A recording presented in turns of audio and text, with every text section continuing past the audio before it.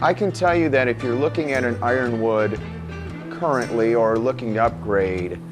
I don't think there's a better machine out there on the market with the value that I see in the Ironwood and the value I've gotten out of just increased production time, better cuts, better quality.